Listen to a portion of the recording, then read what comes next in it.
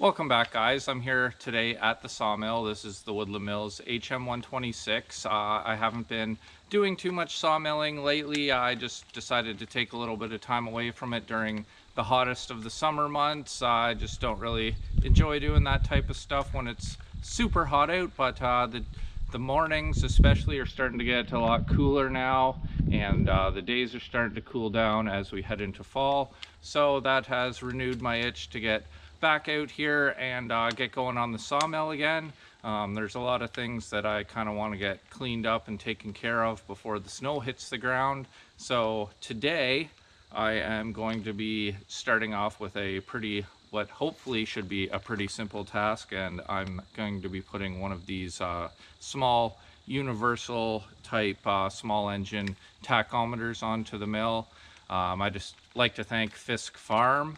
It was quite a while ago actually that he suggested putting one of these on. I think that's a great idea, especially if you're like me and not the most mechanically inclined person. I like to have a number that I can look at that tells me whether my engine is up to the appropriate amount of RPMs. I have had a couple issues with the throttle cable slipping and whatnot, and the RPMs coming down, and to my ear I couldn't really hear it. The only way I knew was the blade started stopping in the wood that I was cutting, and the troubleshooting guide doesn't really address that part of it. I checked all the other things that they said it might be, and it was none of those. It actually ended up being just that my engine was not getting up to a high enough RPM. So without further ado, I'm gonna head over, put this on, and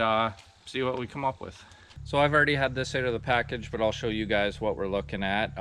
There's your kind of little display, and it comes down here and splits into, and forgive me if I'm not too technical with this, but you got your like positive here and your little ground here. The ground has this little thingy on it that seems like it'll fit right under one of the bolts here really well to ground it out. And then this one here, all you're supposed to do is wrap it about 5 times around the spark plug wire, and then they give you a little twist tie kind of thing to hold it on there, or zip tie. I think I'm just going to use some electrical tape. I think that's a better bet to hold her on there for the long term, hopefully. So that's all there is to it. I'm just going to wrap this around the spark plug wire, ground this out, and then hopefully it'll start up and we can see something. And just in case you were thinking about doing this, just so I can make it easier for you, the spark plug wire is right in front of your air filter box here. So where your on-off switch is, it's just right in here. You can see there.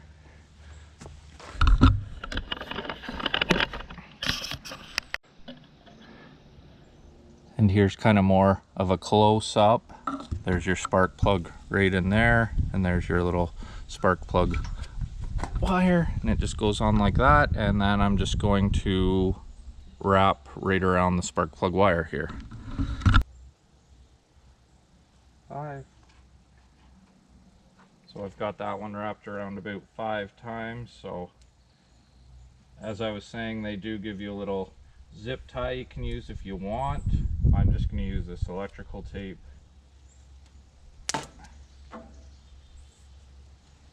And hopefully that'll hold that on there nice and good for the foreseeable future.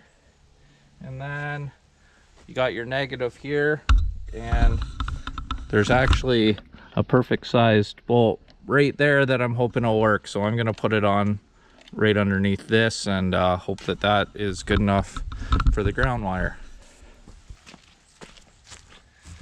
It's a 10 millimeter, so I'm just gonna loosen that off a little bit and put that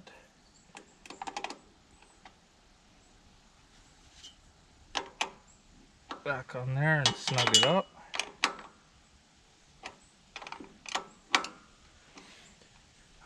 Now personally, before I get too crazy with mounting all this, I'm probably just gonna start her up here, let her idle, and see if I actually get a reading. I guess the other thing that I should mention is that there are different settings on this particular tachometer for different engines. So obviously, I shouldn't say obviously, but I've read up a bit on it, and the way that this determines the RPMs is it reads how many sparks are coming down the spark plug wire. So this particular engine here it was already defaulted to that, so I didn't really have to do anything. And it is the 1P1R, which I think just basically means that there's one cylinder, one spark plug, and it gives off one spark per revolution. So basically the most basic setup there is, and it's defaulted to that. You can use it on lots of different kind of engines. I didn't really look into that too much because I'm only concerned with this one. So it's should be set up ready to go for this engine. So let's start it up and let it idle a bit and see if we get a reading. Again.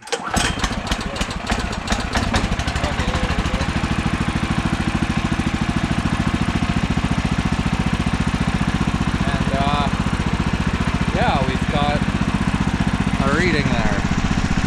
So there's your RPMs. We're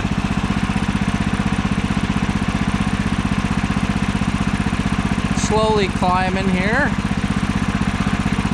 Looks like it's settled at about 1870, 1880.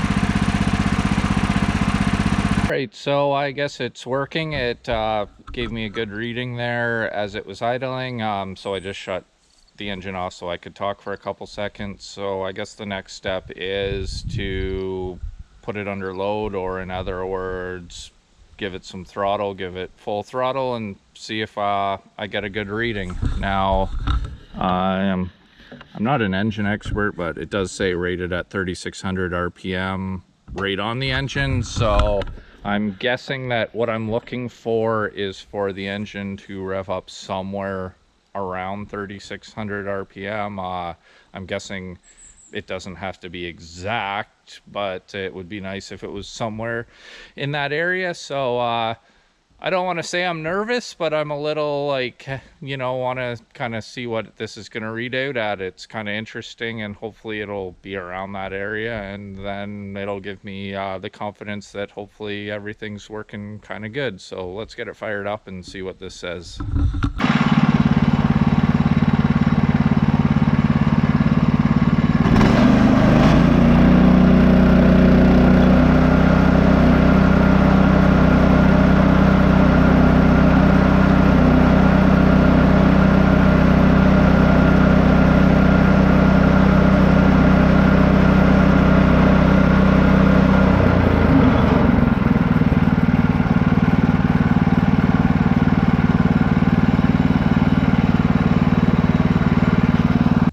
Well, there you have it, guys. I can probably, along with you guys, tell better on video exactly what it got up to there. I think I saw it hit 3700 RPMs. I'm not sure if that means it's actually revving a bit too high and I should try to back off a little bit, or maybe, you know, that's okay. It's not too far over 3600. Maybe this tachometer is just, you know, not that accurate, but all in all, I'm pretty happy to know that I'm in the ballpark there. I know I'm not you know, doing anything that's gonna damage the engine or damage the sawmill, or like before, what I said was happening is the RPMs were way too low, and it was hardly letting the blade cut through the wood. So I think I'm in good shape there. Just a short video for you guys today, if you're interested in doing something like that, just so you can keep an eye on the engine RPMs. Very simple install. I don't think this was that expensive either.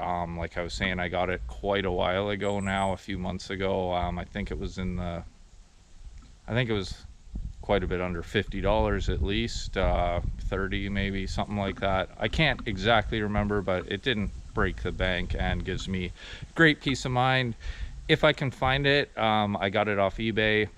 Again, fiskfarm, thanks for the recommendation. And if I can find the website. It was off eBay. If I can find the website, I'll just like leave it down below in the description so that you could find it easily if you were interested in getting the same thing. But just a short video for you guys today. Thanks a lot for watching, and I'll see you next time.